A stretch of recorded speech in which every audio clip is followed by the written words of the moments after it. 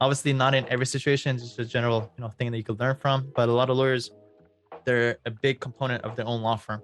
And when you do that, you're kind of limited and capped by how much you can grow.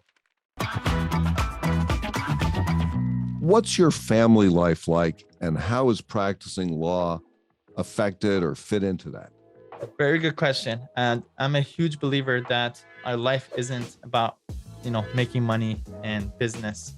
I think that's all secondary, and everything else, the non-tangibles like your family, relationships, all that stuff is the main part.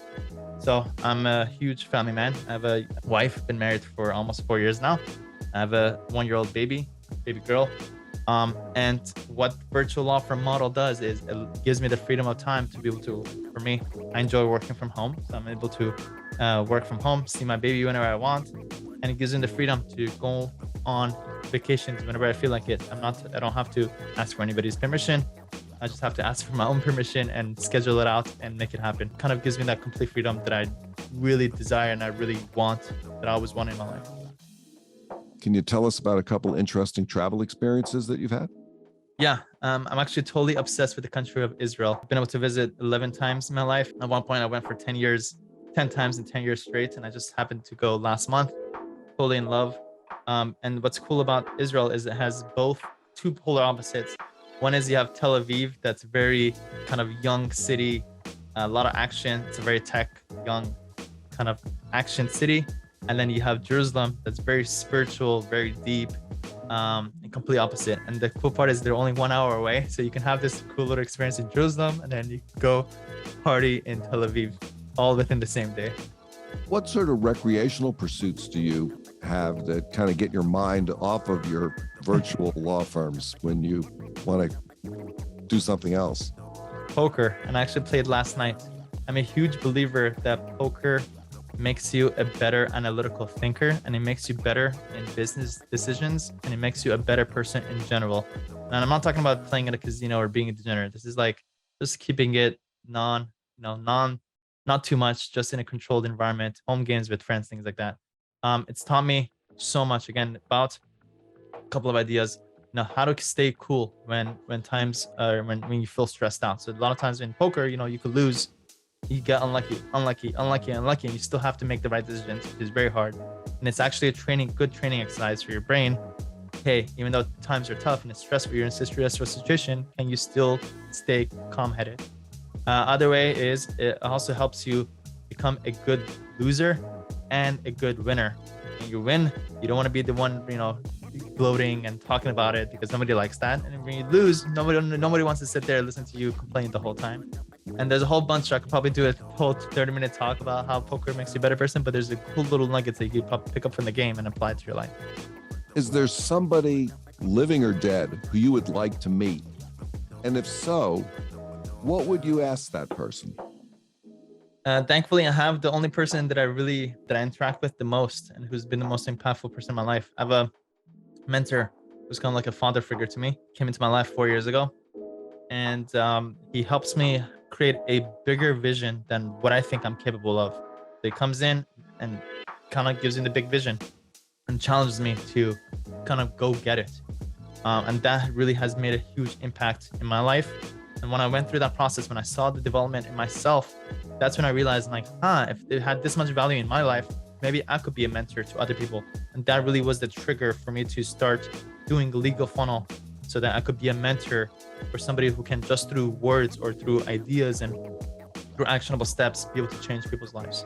What mistakes do you think lawyers make? Doing everything themselves. That might be the biggest one. A lot of lawyers who feel like nobody can do it better than them, or nobody can do it like them, or things like that, those kinds of ideas. One idea that I learned is that the more that you matter to your law firm, the less your law firm is worth.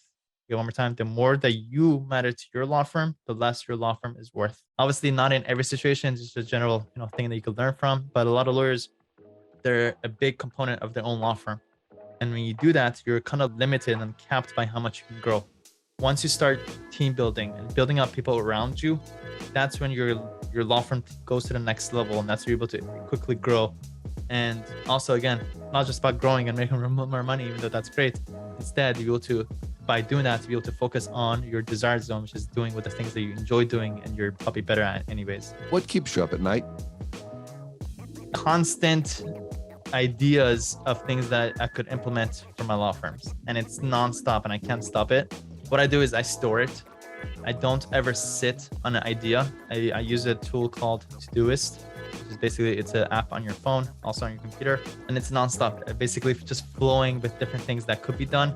And then now I'm kind of working on like, how can I control that? Maybe I should meditate more, which I have been doing, to kind of control it so that it's not always flowing.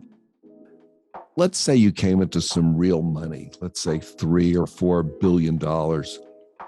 What, if anything, would you do differently in your life? What do I know better? What do I enjoy doing most? And it's basically challenging myself to work on myself, improving myself. And two is making other people's lives better. So honestly, truthfully, same thing. Let's say you had a magic wand. There was one thing in the world you could change, in the legal world, the business world, the world in general. What would that one thing be? For everybody to have a morning routine to focus on themselves. A lot of people wake up in the morning and they're distracted by other people or other things that requires their attention. Obviously, it's their phone, news, your Facebook newsfeed. Instead, if you're in control of your first hour, your morning, I'm a strong believer that your morning kind of dictates your rest of the day. And what I do is recently, in the last 3 months ago, I started waking up at 5 a.m. and I go to learn at a Jewish synagogue from 6 in the morning till 6:45. There's about 40 of us, which is pretty cool. It's not just me, young people that are learning. And then 6:45, we pray until 7:30 and get home by 8.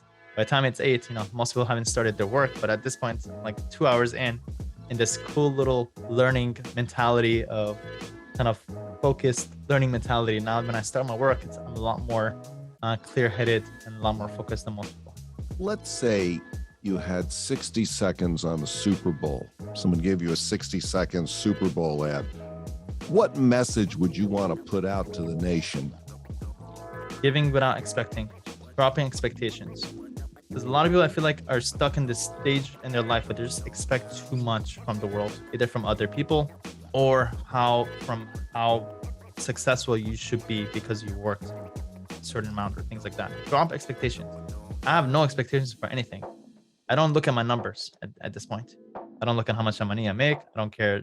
I do care about how many clients and how many reviews I get, but I don't look at the revenue side.